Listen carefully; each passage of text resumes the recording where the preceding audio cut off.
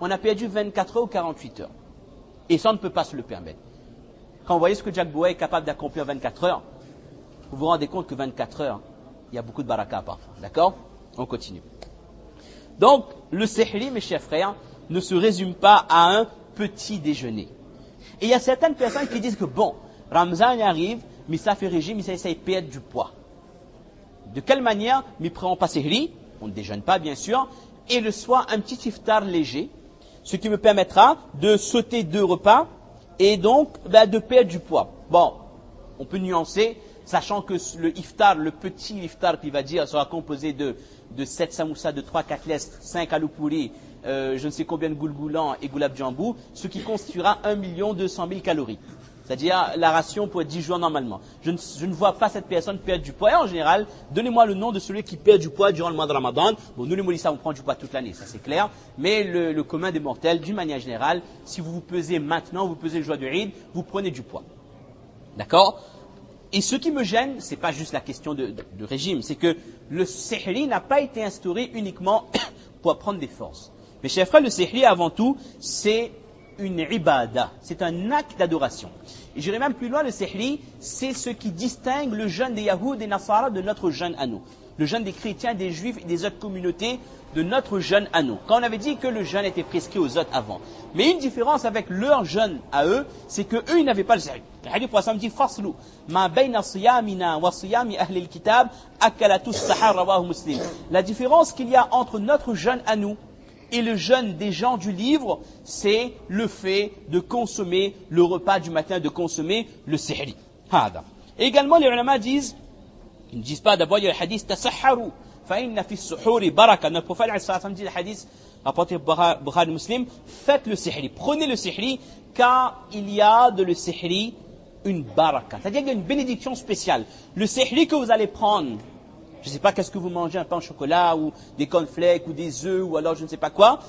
Ce même petit déjeuner que vous allez prendre, n'importe quel moment de l'année, l'apport calorique sera pareil. D'accord? Sur le domaine nutritionniste, il n'y a pas de différence. Mais en termes de baraka, il n'y a rien à voir. Il y a une bénédiction qui est spécifique à ce repas du sihri. Et ça, personne ne peut analyser. Il n'y a pas de testeur, il n'y a pas de testeur de baraka pour l'instant. Les ulama disent qu'il y a dans le sihri des bénédictions. Ça c'est Ibn Hajar, le commentateur de Bukhari Sharif, un des plus grands alims de l'histoire de l'islam. Il dit que tout d'abord c'est une sunna. Donc déjà on a mis en pratique une sunna. Également le sihri nous donne la possibilité de cumuler de la force, de l'énergie pour la journée. Également le sihri permet aux jeûneurs d'avoir la force pour faire les ibadat durant toute la journée. Ibn Hajar dit également que le fait de se réveiller pour le sihri nous permet déjà d'être réveillés à l'heure de tahajjud. On pourra faire 2 rakats avant de prendre le petit déjeuner. Et le fait de faire le sihri nous permet d'être réveillés à l'heure où les anges sont présents et ils demandent dua à Allah Azza wa Jal pour ceux qui font le sihri. Il y a des anges qui demandent dua, oh Allah, on retrouve le hadith, j'ai pas le hadith sous les yeux, qui demandent dua à Allah spécial pour ceux qui font le sihri. Et donc, on fera partie de ces gens-là si on se réveille. Et également, les ulama disent que celui qui fait le sihri, cette nourriture lui donnera la quiétude dans son cœur pour lutter contre les mauvais comportements. Très souvent, quand on fait carême, on est de mauvais poil, on est de mauvaise humeur. Et ça, c'est paradoxal. Il ne faut pas que ça arrive. Il ne faut pas parce que j'ai faim, parce que j'ai soif, que j'ai mal à la tête, que je vais être méchant avec mes collègues, je vais être désagréable dans mon travail. Il ne faut pas que les gens disent « Aïe, aïe, Zaram na carême là, approche pas, il est de mauvais poil ». Bien au contraire. Quand je suis en état de jeûne, je dois avoir un comportement encore plus appréciable que durant les 11 autres mois de l'année. Et les ulama disent que ce sihri vous donnera cet apaisement du cœur pour vous permettre d'avoir cette quiétude, d'avoir le bon comportement durant la journée. Alors qu'est-ce qu'il faut manger pour le sihri? Il y a des gens qui disent que je ne peux pas manger, j'ai mal au cœur, j'ai envie de vomir, si je vois quelqu'un manger, je vomis. Si on ne peut pas manger, il y a les anciens qui mangent de riz, kalikichi, toutes sortes de tortures. C'est pire que les saou 1, 2, 3, 4, 5, tout mélangé. Voir quelqu'un manger un kalikichi devant un sihri, c'est horrible ça. D'accord? Alors, il n'est pas nécessaire de manger beaucoup de choses. Le prophète dit tasahharu, surtout le hadith en général, c'est qu'on cherche qu'on ne trouve pas.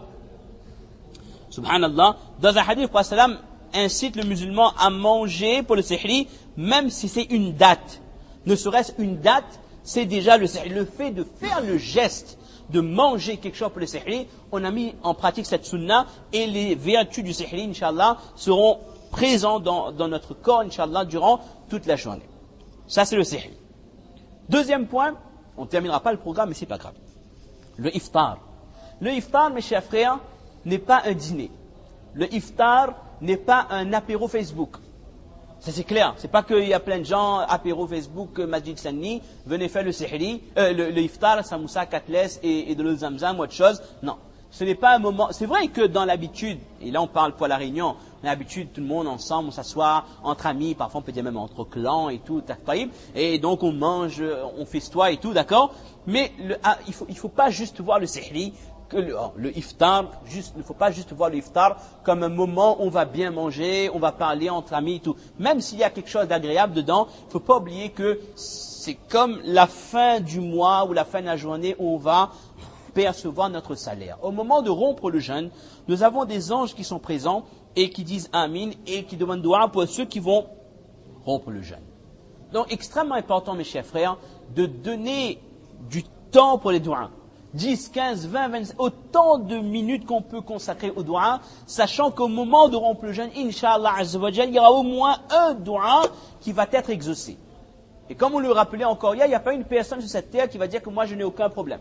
Il y en a qui sont à la recherche d'un travail. Il y en a qui ont des difficultés dans leurs études. Il y en a qui veulent se marier. Il y en a qui veulent avoir des enfants. Il y en a qui ont tel problème. Mes chers frères, plutôt que de faire le tour des psychologues, le tour des psychiatres, le tour des psychopathes, etc., de tout ça, autant s'orienter vers la Qibla, lever les deux mains et demander « Oh Allah, j'ai tel problème. Et oh Allah, vous êtes le seul qui peut m'apporter une solution à ce problème. Oh Allah Azza wa Jal, ouvrez le chemin, donnez-moi la santé, etc., etc. » C'est le moment idéal et ne pas passer les dernières minutes du iftar pour discuter de choses futiles. Et là, c'est un message également, parce que comme on ne va pas terminer le programme, on va essayer de mélanger un peu tout. Et également, parmi les choses qu'on ne doit pas faire, c'est perdre du temps. Et malheureusement, on vient de parler du sihri, du iftar, et quand on regarde bien, nous, pour le sihri, on est là, on fait le sihri, on fait doua, on fait tahajjud, iftar, on est à la masjid. Mais très souvent, maman, ou la sœur, ou la grande fille, ou Kala, ou Dada, Dadi, ou Nani, etc., où est-ce qu'elles sont au moment du iftar, du sihri? Devant le fourneau. Au moment du sihri, ils sont en train de préparer, de faire les œufs, de faire le kari kichli pour les anciens, pour les durs à cuire, etc., etc. Et au moment du iftar, ils sont devant les fourneaux en train de faire les fritures, etc., etc. C'est malheureux, mes chers frères.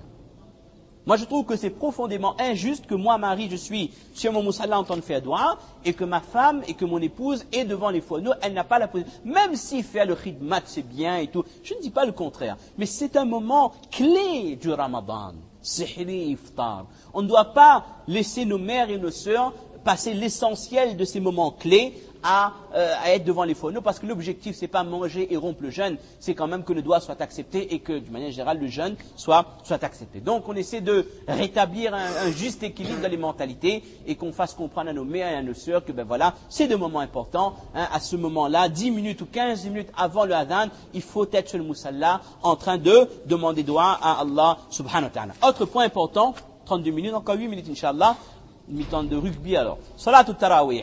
La prière du soir. Du manière générale, à la réunion, alhamdulillah, les gens font la salat al-tarawih. Ça, il n'y a pas de souci, alhamdulillah. Il faut savoir que dans un hadith rapporté par Bukhari et Muslim, Rassam dit, Man qama Ramadan imanan. Non, c'est pas ce hadith, on va être plus concis. Il y avait une autre version dans laquelle il est mentionné que celui qui fait la prière derrière l'imam, hatta yansarif kutiba lahu qiyamul layl. Celui qui fait la prière avec le imam jusqu'à la fin, jusqu'à ce que le imam quitte le musalla. Si le imam fait 8, si on est Shafi'i ou Maliki ou Hanbali, si le imam fait 8 rakats, ben on reste jusqu'à la fin. Si on est en France ou on est en je ne sais pas dans quel pays. Taïb. Si on est Hanafi, on fait 20 rakats, on reste jusqu'à la fin. Et là, celui qui reste avec le imam jusqu'à la fin de la prière, Allah Azza wa Jal donne comme récompense à cette personne, kutiba lahu qiyamul layl, la récompense de la nuit tout entière passée dans le tahajjud. Uniquement le fait de rester. C'est pour ça que quand on fait tarawih, nous ne devons pas le ressentir comme un fardeau, comme quelque chose de difficile, mais on doit le faire avec cœur, avec tama', avec l'intention qu'Inch'Allah, Allah Azza wa Jalla va me donner cette récompense et être persuadé à la fin du tarawih, être heureux qu'Allah subhanahu wa ta'ala m'a donné telle et telle récompense promis. On terminera avec les 2 derniers points. La lecture du Coran. Ça, du manière générale, regardez déjà, il n'y en a plus. Il y en a plein de hafez qui étaient en train de réviser. Et ça aussi, notre préparation de Ramadan, en général, c'est quoi? C'est préparation de gâteau. Et ceux qui sont hafiz, préparation de tarawih. Bon, ceux qui révisent le Coran, c'est bien quand même.